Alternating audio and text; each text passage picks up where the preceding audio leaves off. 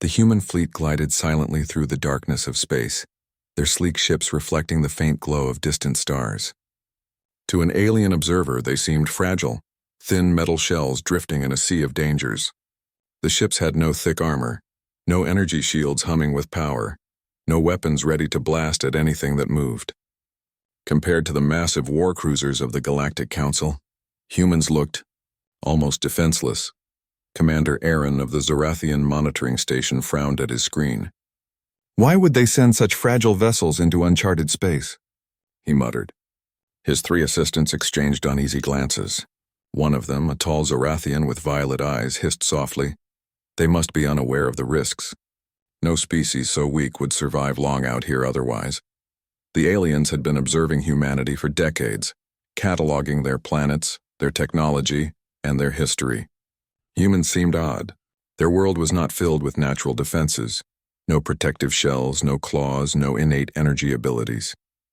Yet somehow they thrived. Somehow they explored, survived, and even conquered problems that seemed impossible. But the aliens could not imagine why. On board the human flagship, Horizon Dawn, Captain Elena Vargas surveyed the control panels, her fingers dancing across the smooth surfaces with practiced ease. Her crew of 150 were busy monitoring their path through a dense asteroid field near the edge of a neutral star system. The asteroids were small, only a few meters across, but fast-moving enough to tear a ship apart if they struck the hull. "Asteroid cluster ahead," the navigator announced.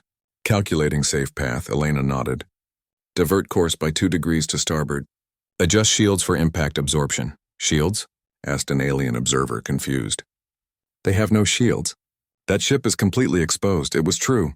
Humans lacked energy barriers or force fields. Their shields were physical, simple, and fragile compared to the alien tech surrounding them, and yet the human crew moved with efficiency and calm. Tiny droids extended across the hull, magnetic attachments keeping pace with the incoming rocks. Sensors measured the speed of each asteroid, predicting collisions.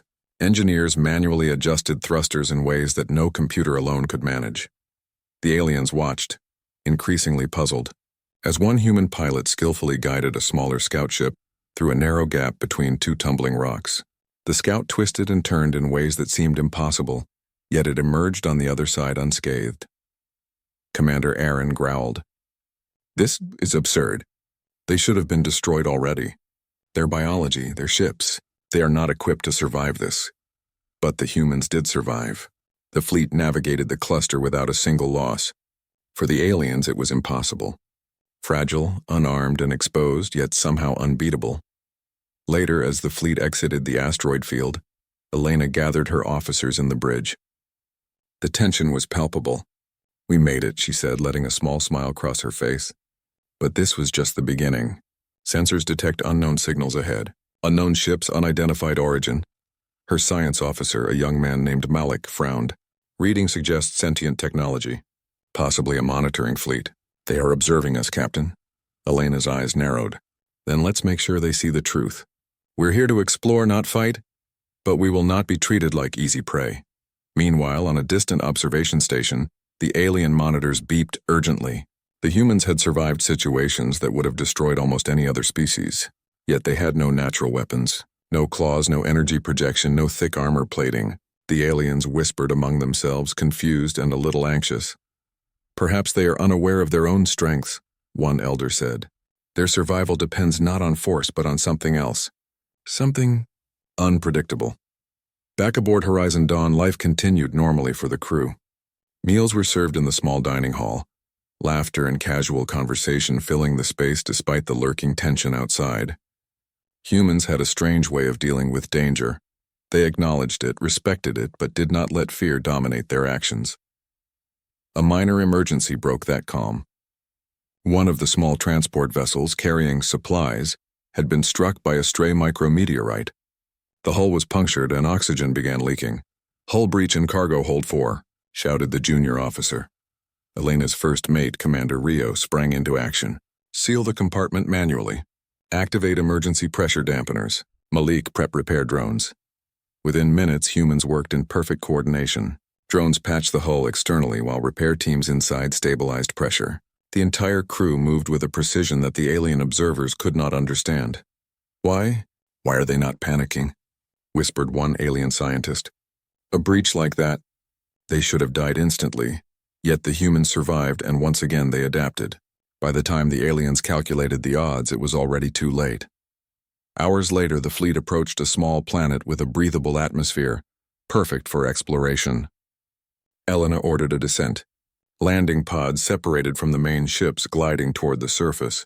Humans were known for their courage, but they were not naturally strong nor fast compared to alien species.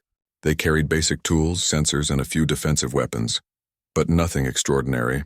On the planet, the humans encountered unusual life forms. Plants that emitted strong electrical discharges, small predators with acidic spines. The crew paused, observing carefully, analyzing behavior and documenting everything. When a predator lunged at one of the explorers, humans reacted with instinctive creativity. A crew member threw a magnetic net to entangle the creature. Another sprayed a non-lethal sedative, and a third used a simple rock formation to block its escape. The aliens watched from orbit, their confusion deepening. They should not survive this, one muttered. Yet each time they respond in ways we cannot predict. Their biology is weak, but their minds, they are exceptional. Elena and her team set up a temporary base, unaware of how much scrutiny they were under.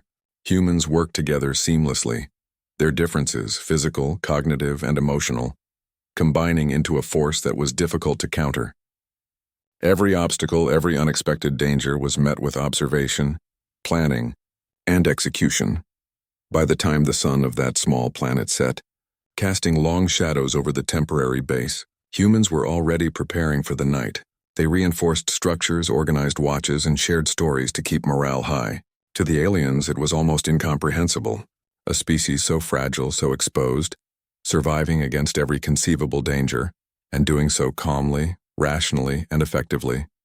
Commander Aaron of the Zerathian station finally spoke. Perhaps we have underestimated them. They have no natural defenses, yet they survive. Not through strength, not through weapons, not through armor, but through something else, something we cannot measure. The aliens recorded everything for their council. The first impression of humanity was clear: weak, fragile, and unarmed. Yet the humans' practical ingenuity, cooperation, and adaptability had saved them repeatedly. What they lacked in natural defense, they more than made up for in their minds and hearts. Far below, on the surface of the alien-observed planet, humans slept under the stars, unaware that their simple acts of survival and teamwork were creating ripples across the galaxy. A ripple that would one day change everything. And so the humans arrived in a sector of space where they were expected to fail, expected to be conquered, expected to be insignificant.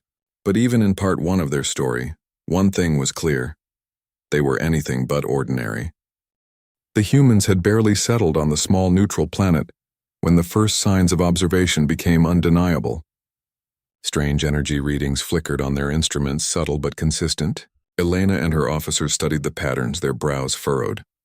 Someone or something is watching us, Malik said. Not natural signals, artificial, possibly sentient. Elena's lips tightened. Keep scanning, but maintain normal operations. We don't know their intent. They didn't have long to wait. From orbit, a fleet of alien vessels slowly descended, surrounding the human landing site without aggression, yet leaving no doubt they were there to observe, and perhaps test. On board the lead alien ship, Commander Aron's eyes gleamed with a mixture of curiosity and suspicion. These humans survive where most species would perish. Perhaps it is time to test them. Let us see what lies beneath their fragile exteriors. The humans were unaware of the plan. The aliens had no interest in immediate conflict. They wanted data, and more importantly, they wanted to understand how such a fragile species could thrive in a dangerous galaxy. The first test came in the form of a harsh environment. A sudden storm erupted on the planet, a whirlwind of acid rain and high winds. Alien engineers had altered the atmospheric conditions in a localized zone, creating extreme danger. Emergency shelters, Elena shouted. Move now! Humans ran toward temporary structures struggling against the wind, carrying equipment and supplies. Some faltered, slipping on the wet, slick ground. Others worked together, holding ropes and helping teammates to their feet. Every human adapted, improvising ways to survive the storm. One small team discovered that a portion of their tents was too weak to withstand the wind. Instead of panicking, they used metal poles from storage crates and sections of spacecraft hull to reinforce the structure. Another team gathered water-resistant foliage and covered sensitive equipment. The aliens watched, noting each action. "They fail the initial test physically," Aaron muttered. "Yet they survive. Their bodies are vulnerable, but their minds compensate." Next came the psychological tests. The aliens deployed holographic illusions, simulating life-threatening predators native to the planet. Giant spiked creatures appeared in the distance, roaring in terrifying ways. "Hold positions. Do not engage directly," Elena instructed. She observed her team calmly, noting panic in only a few eyes. Most humans assessed the situation, calculated distance, and improvised defenses. Some built barriers from metal sheets, others fashioned traps using simple mechanical devices. The illusions attacked, yet humans found ways to redirect and neutralize them without direct confrontation. Alien observers were stunned. Many had predicted chaos. Instead, they saw strategy.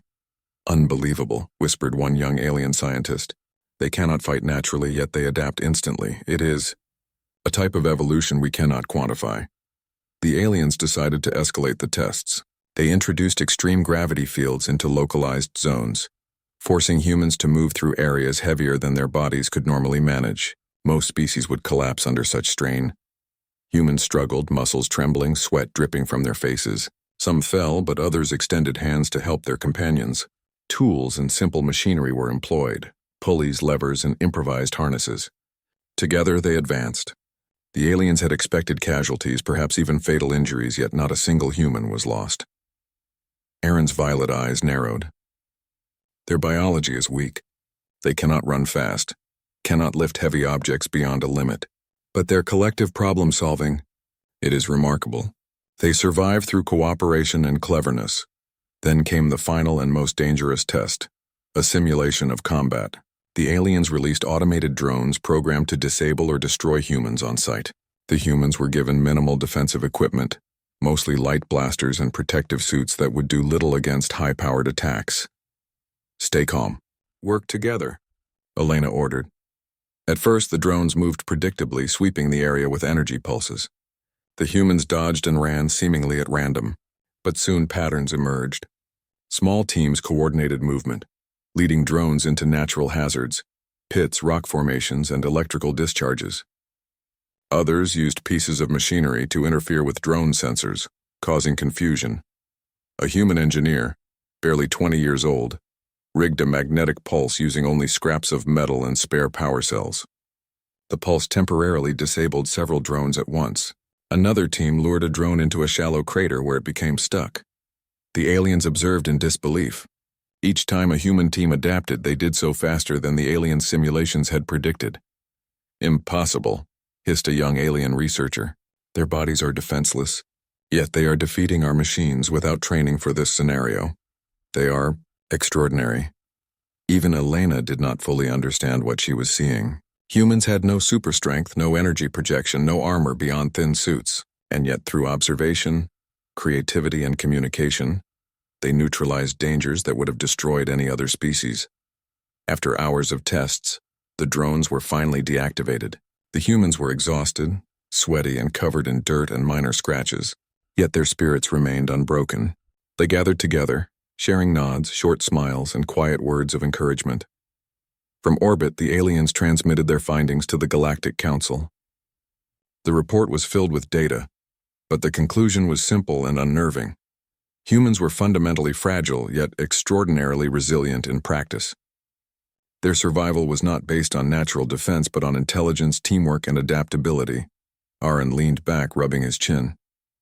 "It seems we have misunderstood them entirely. Their survival is not physical. It is practical. They are practically HFY, humans fight yet despite everything."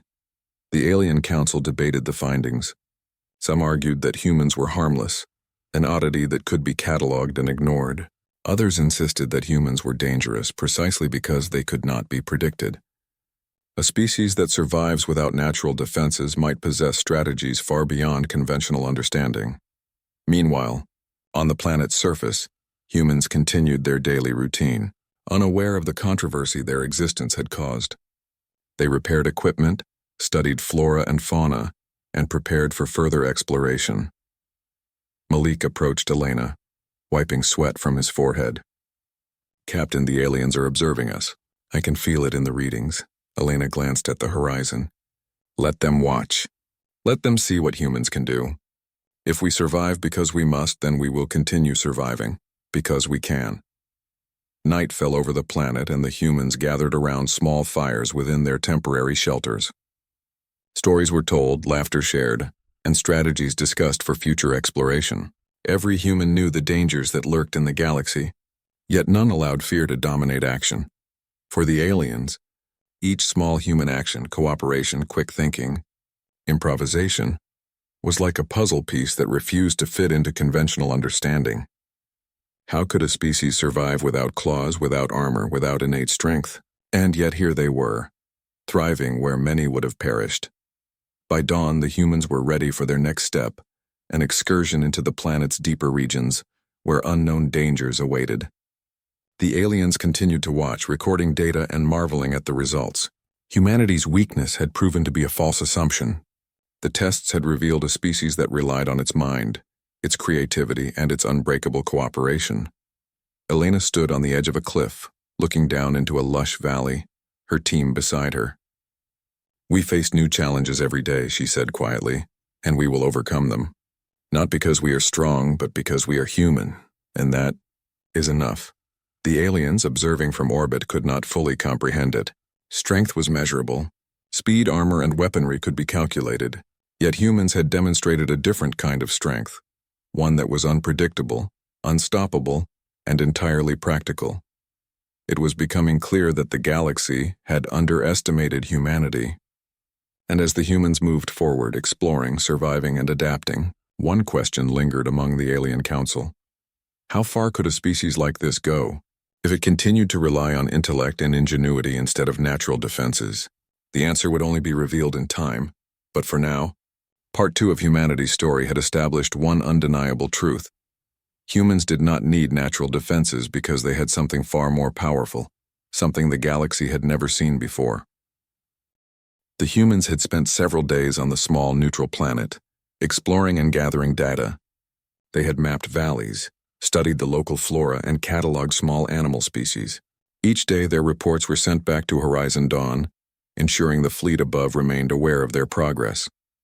Unbeknownst to them, the aliens who had observed them were growing increasingly uneasy. Humans had passed every test the aliens had devised, not through raw strength or speed, but through creativity, teamwork, and quick thinking. They were unpredictable. That unpredictability made them dangerous, not because they could overpower anyone physically, but because they refused to fail. Commander Aaron convened a meeting with his officers.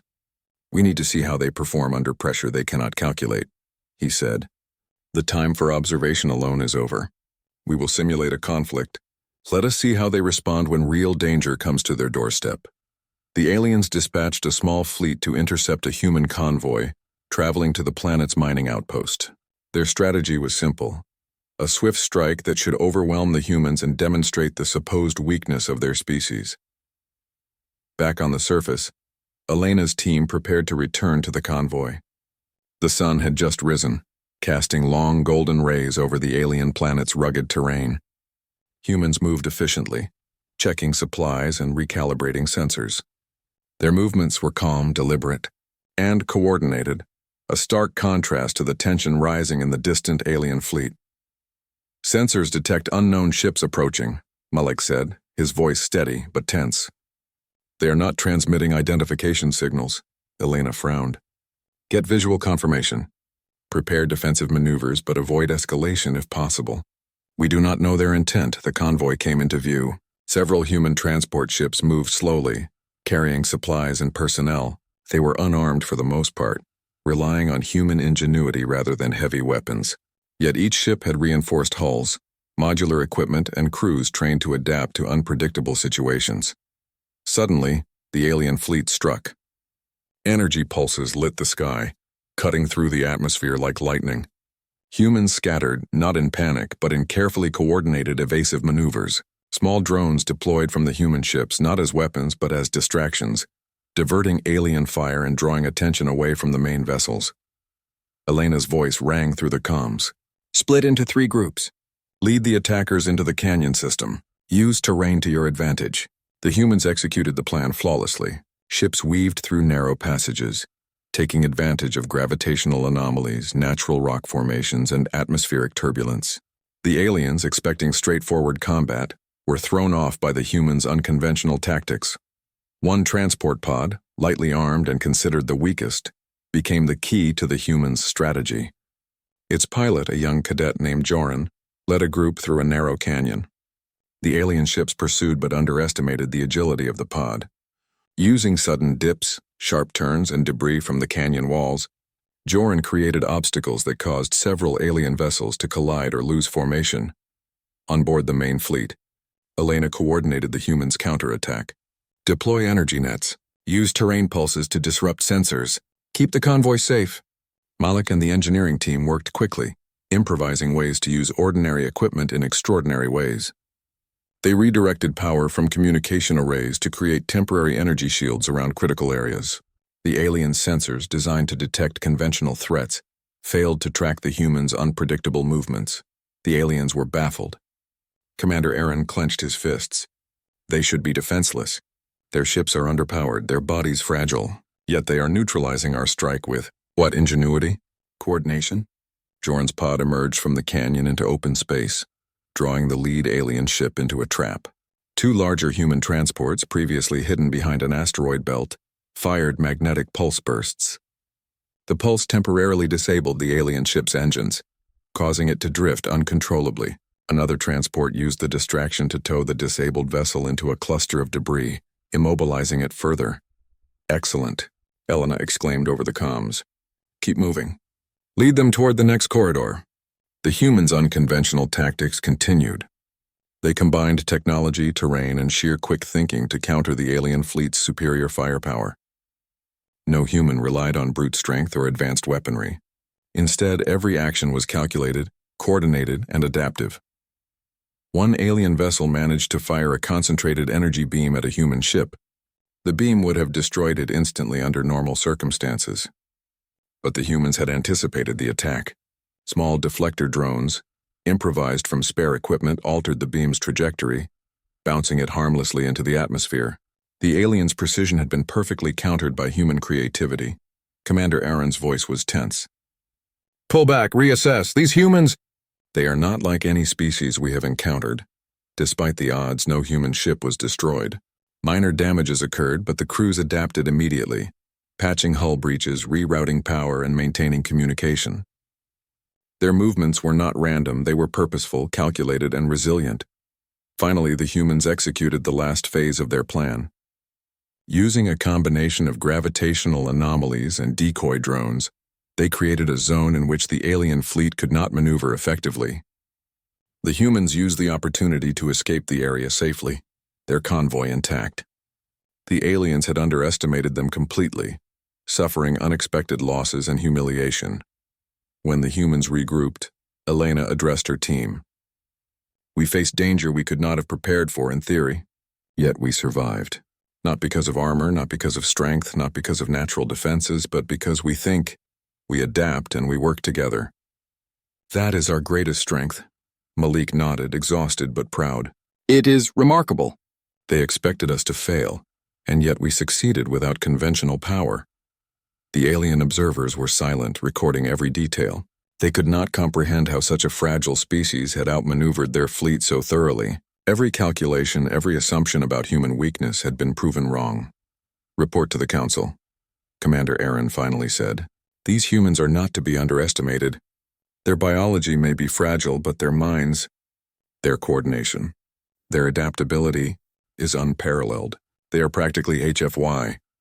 Back on the planet's surface, the humans did not celebrate loudly. They repaired minor damages, recalibrated sensors, and prepared for further exploration. To them, the attack had been a challenge, another obstacle to overcome. They had survived, and survival was always the priority. Even in exhaustion, there was a sense of quiet pride. Humans understood danger better than most species, not because they were naturally strong, but because they relied on their ingenuity, their teamwork, and their resilience. Every failure, every close call became a lesson. Every adaptation increased their chances of survival in the next unforeseen challenge. The aliens, meanwhile, debated the incident endlessly. Some proposed cautious observation. Others suggested alliances, hoping to learn from human ingenuity. But a few warned that a species capable of surviving without natural defenses was unpredictable, and therefore dangerous. For the humans, the galaxy was full of unknowns. Each day brought new challenges, from strange wildlife to extreme weather to the occasional alien threat. Yet the humans pressed on, adapting, exploring, and surviving. Elena stood atop a small ridge, watching the sun rise over the valley where their convoy had been attacked. She thought of the aliens watching from above, their calculations failing at every turn. "They will learn," she whispered. "They will learn that humans survive because we do not rely on being strong. We survive because we are clever, resourceful, and united. That is what makes us human." As the humans returned to their temporary base, the alien fleet slowly retreated, their systems recording every move, every strategy, and every improvisation. Humanity had faced its first direct conflict with another species and survived. Not through natural defense, not through brute force, not through superior weaponry, but through practical HFY, ingenuity, adaptation, and collaboration. The first conflict had proven one undeniable fact. The galaxy had underestimated humanity. And if the aliens thought that one attack would define the limits of humans, they were mistaken. Because humans did not just survive, they learned. They adapted, and they would continue to do so, no matter the challenge. And somewhere deep in the stars, the alien council began to whisper among themselves. Perhaps these humans were not weak at all. Perhaps they were something far more dangerous than anyone had imagined. The alien council had convened in a vast chamber orbiting a massive gas giant. The room hummed with the quiet energy of advanced machinery and soft alien voices. Hollow screens floated in the air, displaying human movements from distant worlds, their actions meticulously recorded. Commander Aaron paced in front of the council. "We have observed humans in simulated storms, extreme gravity, and combat," he said. "In every instance, their physical abilities were insufficient for survival. And yet they survive. They thrive. It is not their bodies, it is their minds, their coordination, their ingenuity." An elder alien draped in silver robes leaned forward. "Are you suggesting their so-called weakness is actually their strength?" Aaron nodded. "Precisely. They do not rely on natural defenses. They rely on intelligence, teamwork, and creativity. Every time we test them, they adapt in ways we cannot predict. Our calculations fail every time. This is extraordinary." Meanwhile, on the neutral planet, humans went about their daily routines with calm determination. Elena and her team were preparing for a new mission, a reconnaissance expedition into the planet's dense jungle regions. The terrain was challenging, filled with strange, thick vegetation and small, unseen predators.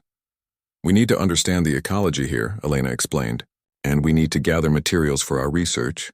Stay alert, work together, and remember, observe first, act second." As the humans moved through the jungle, the aliens continued to study them, now focusing not on survival skills alone, but on human problem-solving. The first obstacle appeared quickly, a river swollen by heavy rains, its currents faster than expected. The humans paused. Some considered building simple bridges. Others debated using fallen trees. Malik measured the current speed, calculating angles and weights. "If we combine 2 trunks with vines and anchor them to rocks, it should support us," he said. The humans worked together efficiently. One group gathered strong vines, another prepared the trunks, and a third group anchored the structures. Within an hour, they had created a makeshift bridge that allowed all team members to cross safely. The aliens watching from orbit were astonished. No species in their experience could create such a practical solution so quickly, especially under time pressure. One alien whispered, "They are fast thinkers, not because their bodies are strong, but because their minds are unmatched in flexibility." Deeper into the jungle, the humans encountered another challenge, a strange plant that released clouds of irritating spores. Any contact caused temporary disorientation and difficulty breathing. Elena signaled to the team to stop. "We cannot just rush through. We need a method to cross safely." A young biologist, Tessa, examined the plant. "If we wet the leaves and cover them with branches, it should suppress the spores," she suggested. We can also create improvised masks from our clothing for protection. The humans executed the plan, carefully weaving branches and soaking leaves. The team crossed the area without incident. The aliens monitored the process in amazement. They improvise with available materials even under immediate danger. Their problem-solving is natural to them, said a counselor. After several hours of careful progress, the humans reached a valley filled with mineral-rich rocks and unusual crystals. Their mission required taking samples, but the terrain was unstable. Sharp rocks, sudden drops, and narrow ledges made movement hazardous. Elena instructed, "Work in teams. One examines the terrain, one collects samples, one ensures safety. We move slowly, but we move smart." Again, the humans excelled. Using ropes, harnesses, and carefully constructed pathways, they accessed the crystals safely. When a small rock slide threatened to trap a crew member, another human quickly threw a rope, secured it to a strong outcropping, and pulled the teammate to safety. The aliens were now not just confused, they were impressed. Humans were not the strongest, the fastest, or the most naturally protected species. Yet every challenge brought out solutions that were creative, efficient, and often unexpected. Back in the alien council chamber, the debate had intensified. "This changes everything," said one counselor. "A species that cannot be predicted that survives without conventional defense. They could be a threat or an invaluable ally. Their potential is limitless," Commander Aaron agreed. "It is not just survival. Observe how they cooperate, how they delegate, how they adapt to each other's strengths. These humans operate as a single intelligent organism, capable of facing any unknown." The council requested a demonstration. They sent a message, inviting a small human team to their orbital station under a flag of neutrality. Elena's team was cautious but agreed, knowing the importance of diplomacy. Upon arrival, the humans were greeted by alien leaders who had observed them from afar. The chamber was enormous, filled with floating light panels and strange machinery. The humans were careful, polite, and observant, studying their surroundings without fear. One alien spoke, their voice calm but curious. "You have survived our tests. You have thrived where others would fail. Tell us, how?" Elena smiled slightly. "We do not rely on being strong or fast. We rely on thinking, observing, and working together. Every problem has a solution if you look for it, if you cooperate, and if you adapt." The alien leaders exchanged looks, processing the answer. Some seemed skeptical, but most could not deny the results they had seen. Another alien asked, "Do you fear failure?" Elena's eyes were steady. "Of course we do. But fear does not stop us. We plan, we try, and if we fail, we learn. And then we try again. That is how humans survive." The council was silent for a long moment. Then slowly a senior member spoke. "It seems your species is unique, not for physical strength, but for mental resilience, cooperation, and creativity. You survive through your minds and hearts, not through natural weapons or armor." Malik whispered to Elena. "They finally understand. They see what we have always known." Elena nodded. "Yes, but understanding is one thing. Accepting it is another. We need to show them through actions, not just words." To demonstrate, the humans agreed to a joint simulation with alien technology. The aliens created a scenario, a rapidly deteriorating environment with multiple hazards, including collapsing structures, dangerous flora, and environmental instability. The humans approached the simulation cautiously, using only the tools they brought and the environment around them. Within minutes, they identified safe paths, improvised protective barriers, and created escape routes. When obstacles appeared unexpectedly, they adapted immediately using teamwork and ingenuity. The aliens watched in awe. Every action was precise, creative, and effective. No human relied on brute strength. Every solution came from observation, calculation, and coordination. After the simulation, the lead alien spoke. "You have proven beyond doubt. Your species does not need natural defenses. Your strength lies in your intelligence, adaptability, and cooperation. You are remarkable." Elena smiled, but she knew this was only the beginning. Humans' potential was vast, but the galaxy was full of unknown challenges. Every day would bring tests that no calculation could predict. Back on the neutral planet, the humans returned to their exploration with renewed determination. They had not only survived attacks and natural hazards, they had demonstrated the unique qualities that made them extraordinary. The aliens continued to study them, some with admiration, others with caution. Humans were no longer seen as weak. They were unpredictable, adaptable, and in many ways, powerful without realizing it. And as humans continued to explore, to adapt, and to survive, one truth became clear to every observer: a species that survives not by natural defense, but by ingenuity, courage, and cooperation, could change the galaxy in ways no one could imagine. The humans had proven it.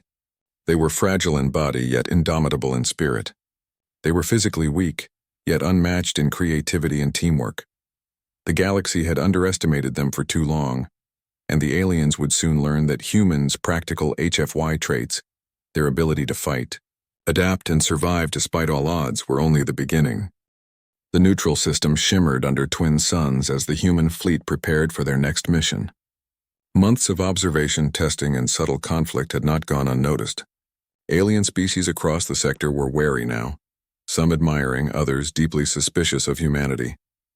Captain Elena Vargas stood on the bridge of Horizon Dawn, scanning the horizon. Her team moved with precision, checking equipment, running final diagnostics, and preparing for the unknown. Reports indicate multiple alien fleets approaching the system, Malik said, his tone calm but alert. They are organized, possibly coordinating an attack. They intend to test us again, Elena nodded. Then let's show them the truth. We do not rely on natural defenses. We rely on observation, adaptation, and unity. Every ship, every crew member, every mind, use it. Prepare for all contingencies. The first fleet arrived, their vessels sleek, powerful, and bristling with energy weapons. Alien commanders expected swift victory. The humans seemed fragile, underpowered, and exposed. From orbit, the aliens watching the humans whispered among themselves. They have survived so far, but can they handle coordinated fleets? Their strength is not physical. How can intelligence alone defeat weapons like these? Elena observed the approaching alien forces carefully. Their formation was predictable, structured for conventional combat. Humans, however, did not fight conventionally. Split into 3 groups, she ordered. 1 decoy fleet, 1 tactical engagement fleet, and 1 to protect the core convoy. Use terrain and anomalies to your advantage. The humans deployed small, nimble ships that weaved through asteroid fields, gravitational anomalies, and space debris. Alien weapons, designed for direct targets, failed to account for human unpredictability. A young pilot, Joran, led the decoy group. We need to draw them into the asteroid belt, he said over the comms. Once they enter, their ships will be slowed and we can take control of the engagement. Elena smiled. Do it. Remember, the goal is survival, not destruction. Use your minds first. Joran's fleet maneuvered gracefully, drawing alien ships into a tight corridor between massive asteroids. The aliens, confident in their firepower, pursued blindly. Within the corridor, humans used improvised magnetic fields and small energy pulses to disrupt alien ship navigation. One by one, alien vessels collided with asteroids or drifted off course. Excellent work, Elena said. Now the tactical fleet moves in. The main human fleet engaged strategically. Using minimal weapons, they created diversions, exploited environmental hazards, and coordinated attacks that required no brute force. A small human engineering team managed to disable a critical alien ship using a combination of magnetic interference and improvised hacking. Another human vessel led several alien ships into a dense asteroid cluster, where natural collisions and gravitational pull neutralized the threat. The aliens were baffled. Commander Aaron, observing from a distant station, could not believe what he saw. They should be destroyed instantly.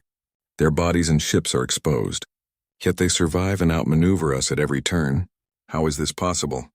On board Horizon Dawn, Elena coordinated every move. Humans were not relying on weapons. They were relying on their minds. Every strategy, every adaptation was a lesson in creativity and teamwork.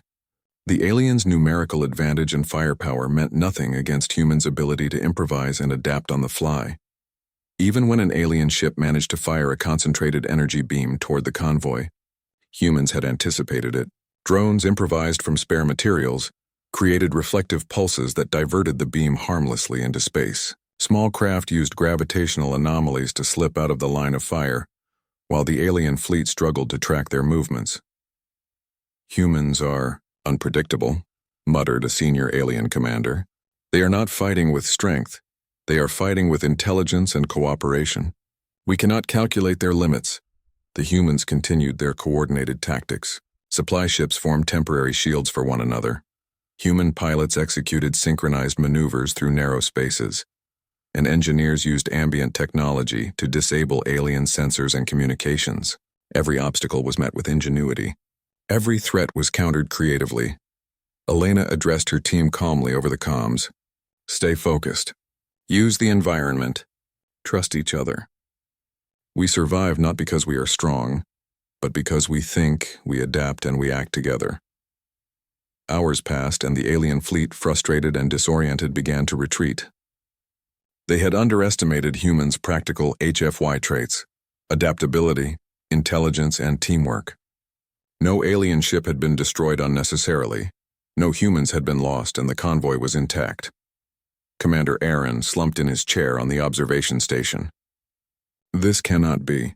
A species so fragile, with no natural defenses, has bested a coordinated fleet. They do not fight like anyone else. Their minds, their cooperation, is beyond understanding. Back on the planet below, humans celebrated quietly. There were smiles, small laughter, and nods of approval. They repaired minor damage, recalibrated sensors, and shared strategies for future exploration. To them, the engagement had been a challenge to solve, not a battle to win. Their survival depended on creativity, unity, and courage, not on strength or weaponry. Elena stood on the bridge of Horizon Dawn, watching the retreating alien ships. They have learned one thing today, she said softly. Humans survive because we adapt, because we think, because we trust each other. That is what makes us strong. Mullick nodded. They see it now. They cannot predict us, cannot calculate us. We are more than they expected. Human ingenuity had won again. The aliens had prepared for conventional threats, relying on firepower, technology, and physical superiority. Yet humans had survived and outmaneuvered them through strategy, improvisation, and coordination.